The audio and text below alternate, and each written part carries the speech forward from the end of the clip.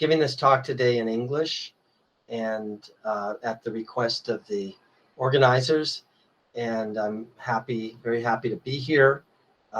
Thank them for inviting me. I hope today I can share some thoughts with you and about species discrimination, why it might be important and so forth.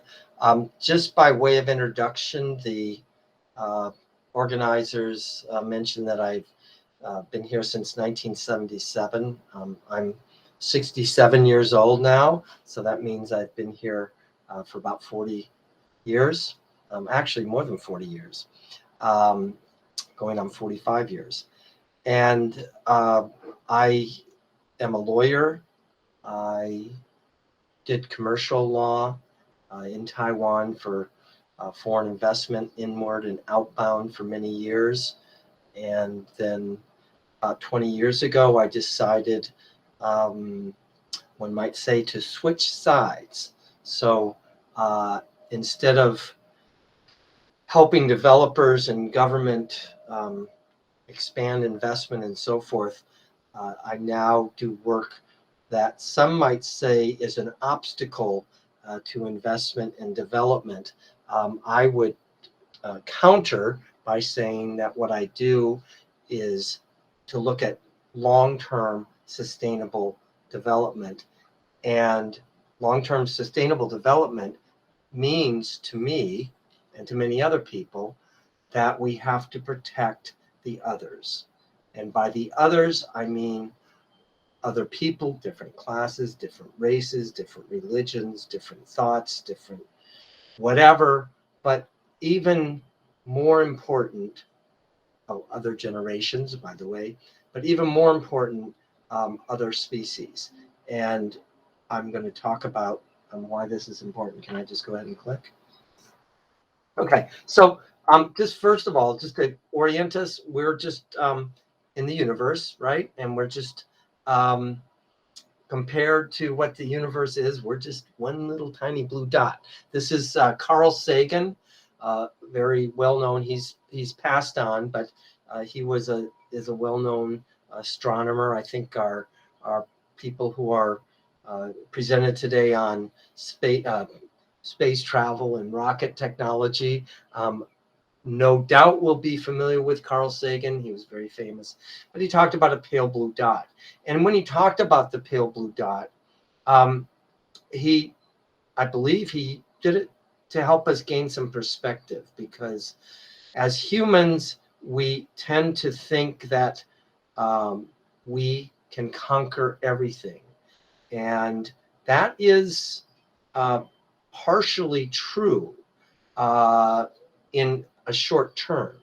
But as we'll talk a little later, not only are we this tiny, insignificant part, but we're also, when it comes to life, humans are just a tiny, tiny fraction of the life on this earth. So if you look at all the biomass, you've got animals, you've got annelids, you've got mollusks, you've got so on and so forth.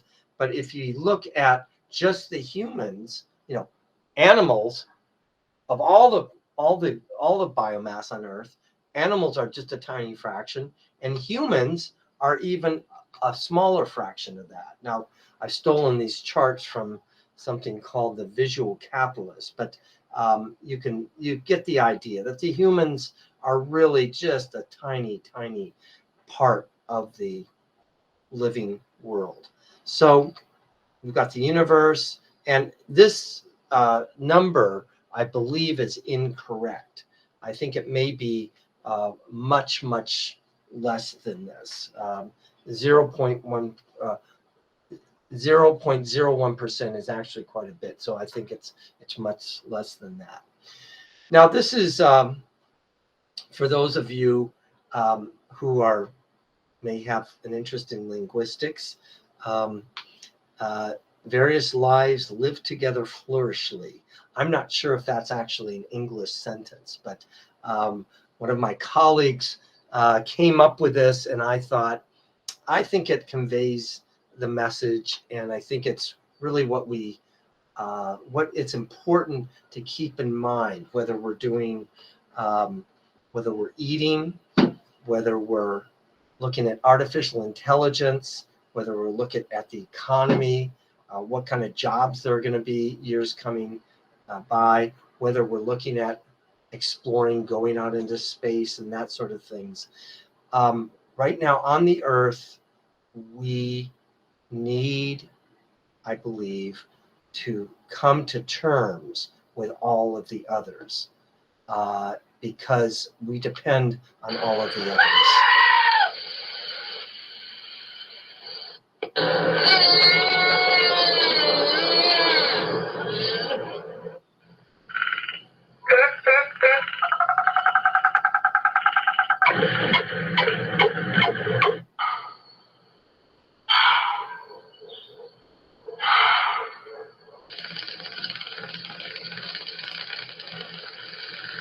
I have a dream that one day on the red hills of Georgia, the sons of former slaves and the sons of former slave owners will they be able to sit down together at the table of brotherhood. It's very easy to persuade people. You simply tell them, pay me this and I'll do that. So it's just about making money. As an environmentalist, it's really difficult. And I still am learning. Okay, so those are some of the voices, and frequently we'll hear from environmentalists that they've come to this meeting to represent the voiceless, or people in the areas of social justice, that they're here to represent those who cannot speak. I think that probably that characterization is not accurate. I think that all the beings of this planet, of this earth, of this universe, all have voices, all have language. The challenge comes, can we understand their language? Can we understand what they're trying to tell us?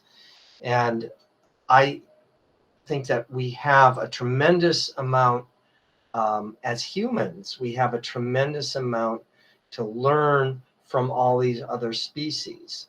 And sometimes it's visual, sometimes it's through hearing, smell, touch, a feeling, but there are these voices. We rely on our environment. These voices are telling us things. I have a dream, and we need to be that one day on the red listening more. Sons of former slaves and the sons of former slaves will they be able to sit down together at the table of brotherhood.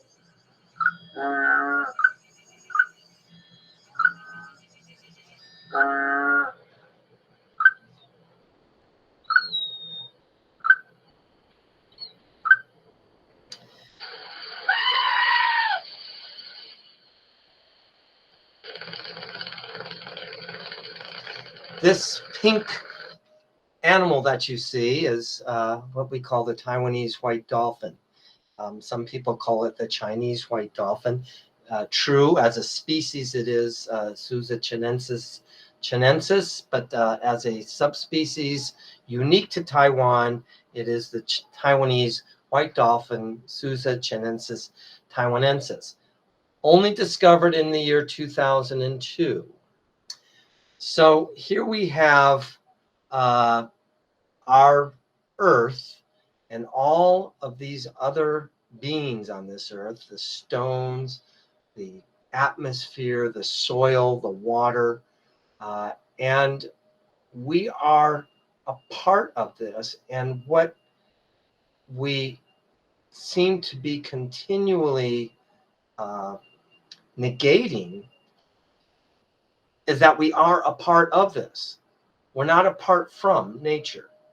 And so we need to find out a way to live harmonious with the universe.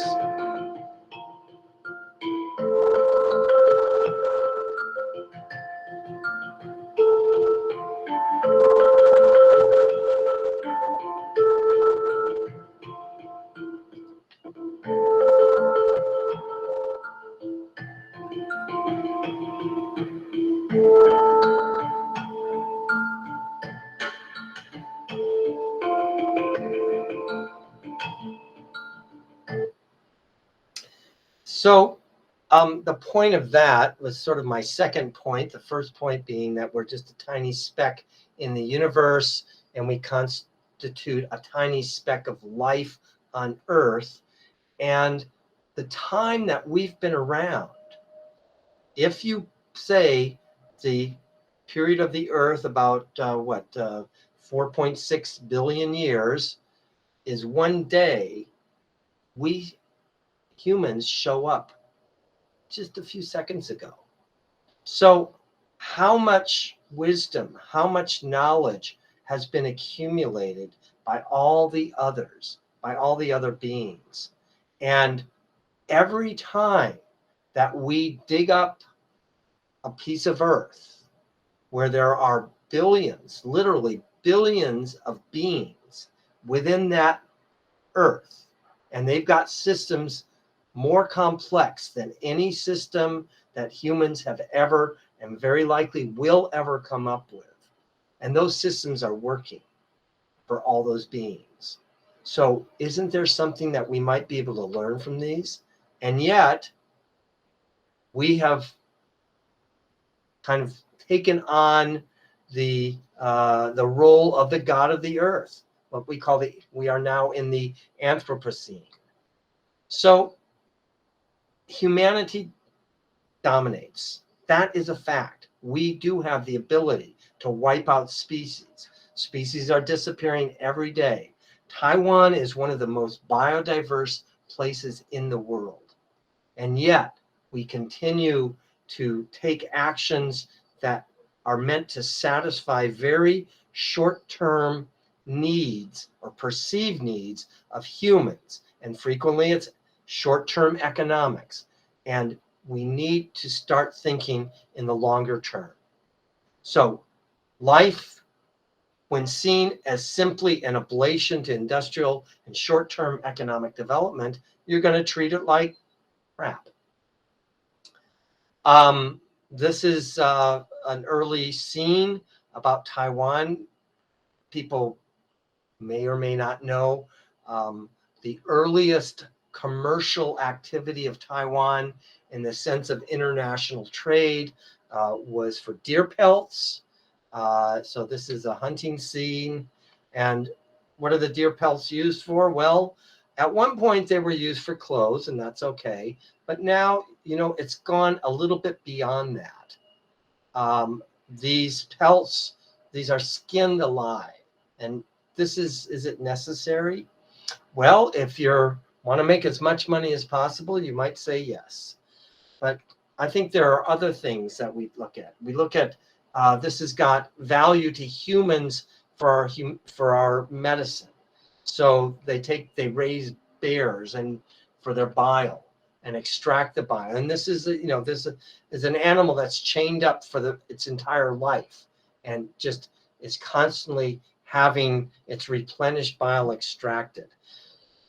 So it's all to meet a short-term fix of the humans and our continued conquest of the natural world. Our seacoast becomes an ablation to the military industrial civilization. Some of our Taiwan, we still have some pristine areas, but this is what's happening now. We're putting in wind farms. We've got power plants that discharge water. This all represents a destruction of the other. And how much of it is necessary? This animal was discovered in 2002. That's 19 years ago. It was discovered. It was scientifically verified that we have this species in the waters of Taiwan. It's there all year round, doesn't go to China, doesn't move out. That's its home. It's the only place it has. So now we're giving up these animals for what? Well, we're going to put in, we've already got industry that lines the West Coast. And now we're going to do what? Well, we need energy, and we need green energy. What we're being told is green energy. And so even if that is a good end, is sacrificing these animals going to be a good idea to do that?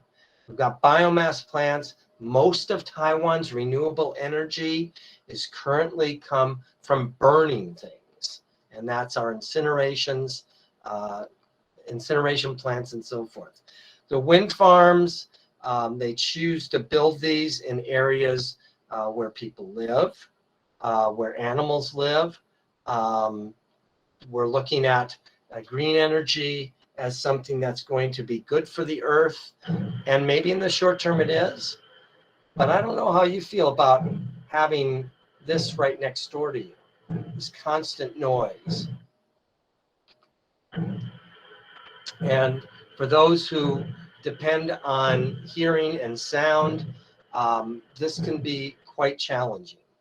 So the dolphins may think about wind power as green energy, but they need to see where they can swim at ease. So once upon a time, we humans understood respect for the oceans, the land, and all the beings of these realms. By 2050, the world's going to have more plastic than it has fish. So this is plastic. How much of this plastic do we create in Taiwan? How much do we use in Taiwan? And where does it go? And who does it harm? And it comes back to harm us. This is one of the Formosa Plastics offshore industrial plant in Madiao, Yunlin, central Taiwan. Looks interesting. Stone leopards, a land being. Probably, it may be 500, fewer than 500 remain in Taiwan. We once understood and respected the forests. This is the stone leopard. Very few left now.